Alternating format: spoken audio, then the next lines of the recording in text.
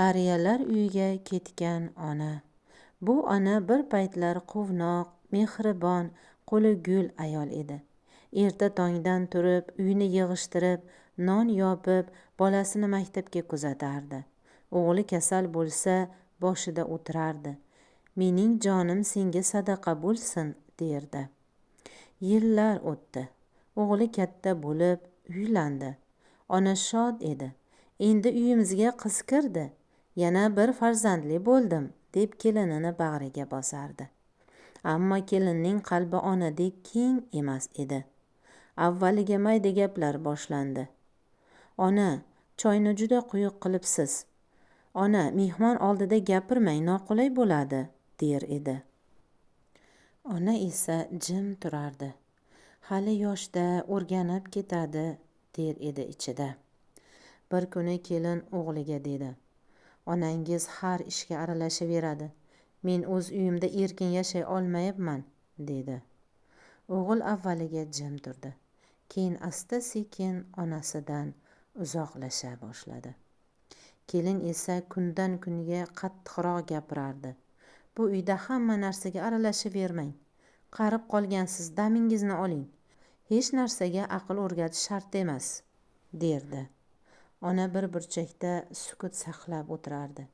Ilgarigi uy bekasi endi mehmondek edi. Bir kuni ona qo'lidan choynak tushib ketdi. Qo'llari titrayotgan edi.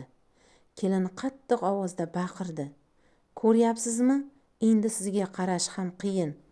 Bizga ortiqcha yuk bo'lib qoldingiz". Bu so'z ona yuragini tildi. U tunda yostig'ini nam qildi. Ammo o'g'liga hech nima demadi.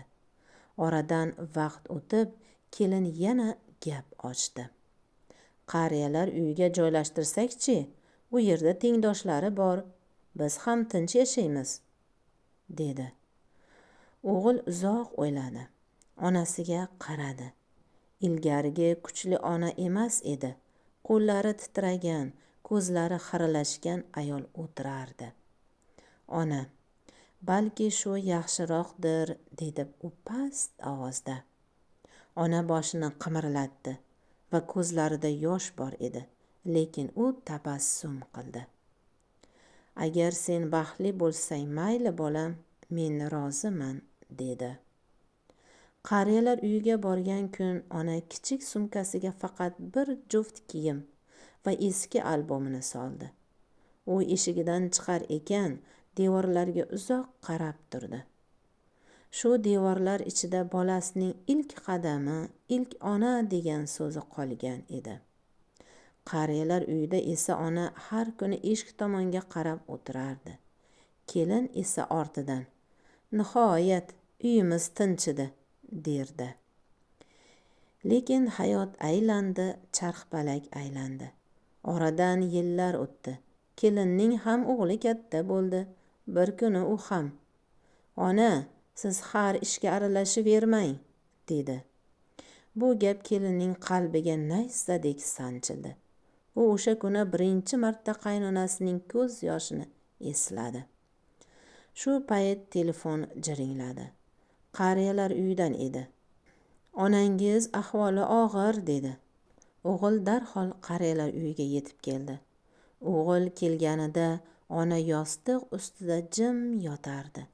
Qo'lida esa eski rasm bor edi.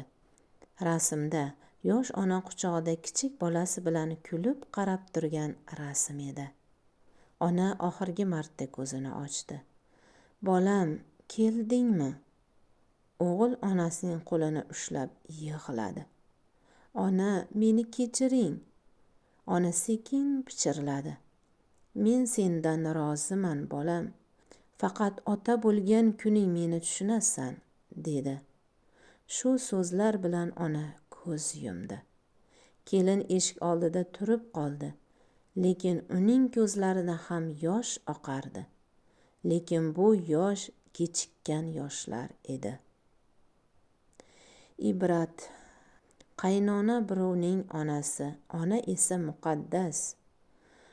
Bugun siz qanday muomala qilsangiz, ertaga farzandingiz ham shunday muomala qiladi.